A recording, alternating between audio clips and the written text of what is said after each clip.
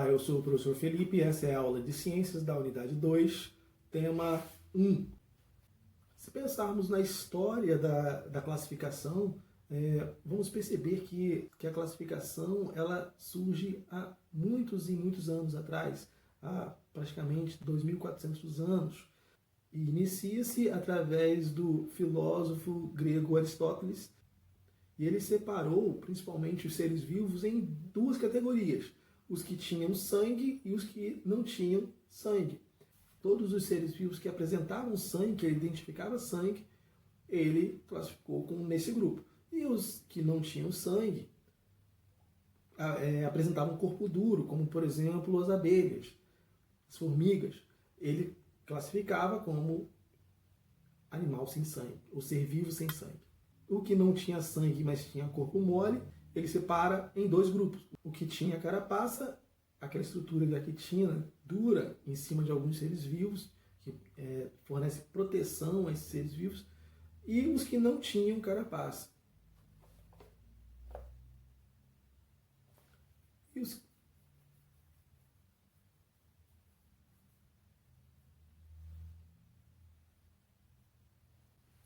E esse critério de classificação muito primitivo, ele permanece até o final do século XVIII.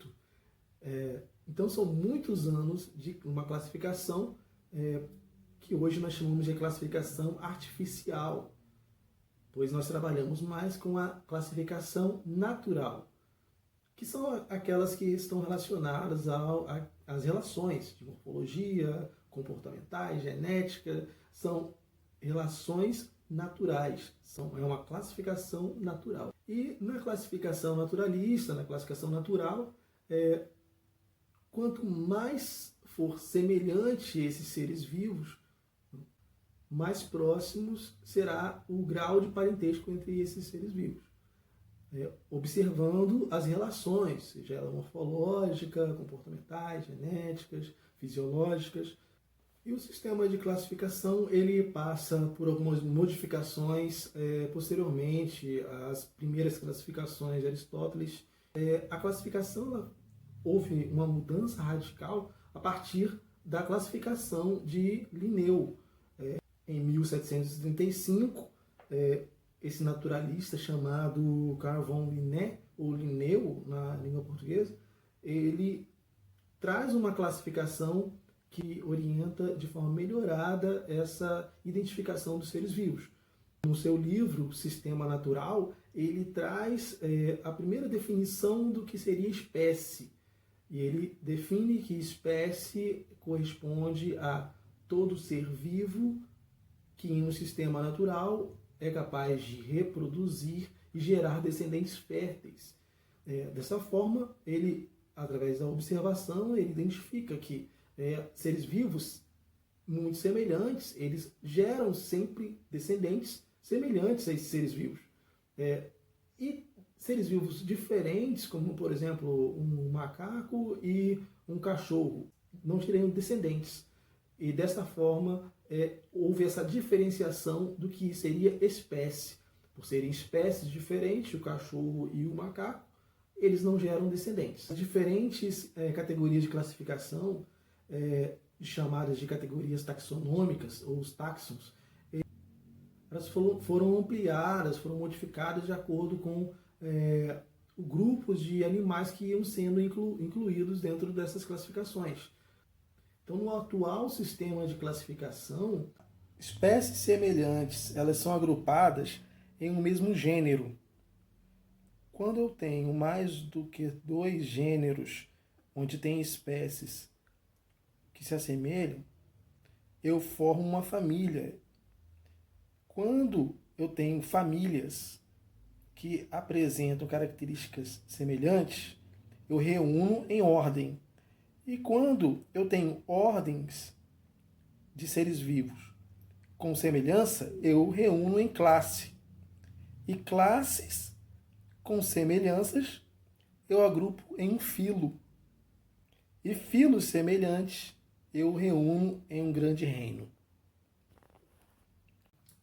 Um exemplo que é fornecido pelo livro são dois seres vivos, dois animais, o lobo-guará e o peixe-boi da Amazônia.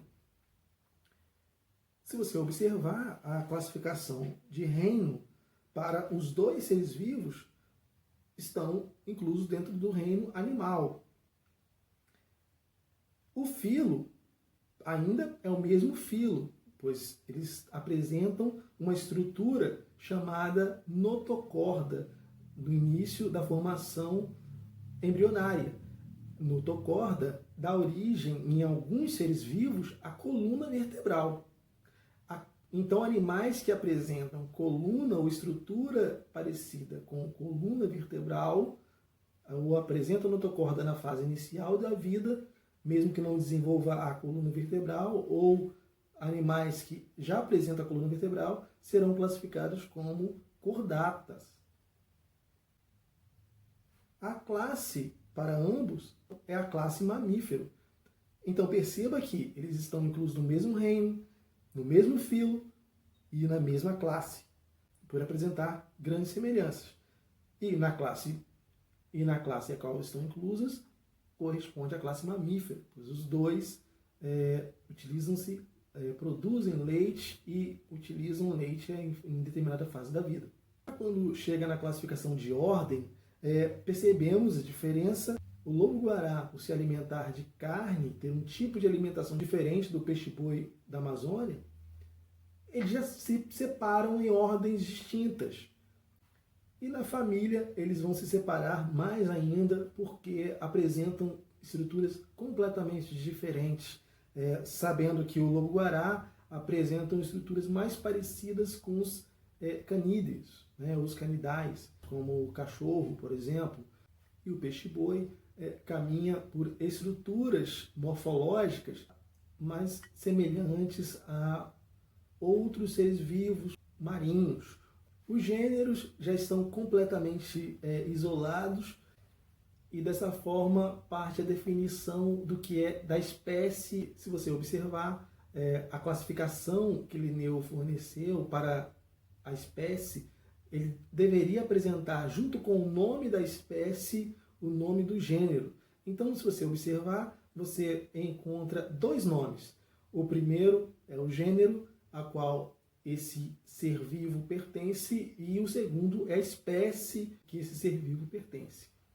E isso foi chamado de nomenclatura científica, onde nós classificamos e damos nome às espécies a partir do gênero e da espécie. No livro de Linneu, ele define como sistema binominal, onde são dois nomes, o primeiro o gênero e o segundo a espécie, para cada ser vivo. Os reinos que foi anteriormente falado, a classificação adotada nesta obra de Linneu reúne todos os seres vivos dos 5 reinos. Reino Monera, o reino protista, Fungi, Animalia, o reino dos animais, e Plantae, reino das plantas. No reino Monera, os seres vivos são unicelulares, que apresentam uma única célula, e é considerado um ser vivo. Procarióticos, que não apresentam uma membrana nuclear protegendo o material genético. Esse material genético ele não fica envolto a uma película, que é a carioteca, e podem ser autótrofos ou heterótrofos. Está relacionado ao tipo de alimentação do ser vivo. Se ele é autótrofo, ele produz seu próprio alimento, seja, por exemplo, a planta. A planta ela produz o seu próprio alimento através da fotossíntese. Algumas bactérias produzem seu próprio alimento a partir da quimiossíntese. E eles também podem ser heterótrofos, que dependem de outro ser vivo para se alimentar. Protoctistas ou protistas podem ser, além de unicelulares, em que serem encontrados os organismos pluricelulares. Uma célula ou mais do que uma célula formando uma estrutura, um ser vivo. Esses protoctistas já são eucariôticos, ou seja, que apresentam a membrana nuclear, já tem um núcleo celular na sua estrutura. E também são autróficos ou heterotróficos, dependendo da forma de alimentação.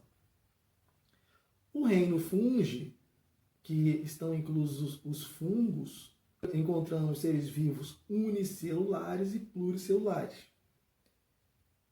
Eucarióticos, porque apresentam membrana nuclear, e, por regra, são heterotróficos, ou seja, todos eles precisam se alimentar de um outro ser vivo. O reino plantae, onde estão inclusos todas as plantas, encontramos todos os seres vivos pluricelulares. Não existe um vegetal unicelular, então todos eles serão unicamente pluricelulares. Muitas células formando uma estrutura, um organismo vegetal.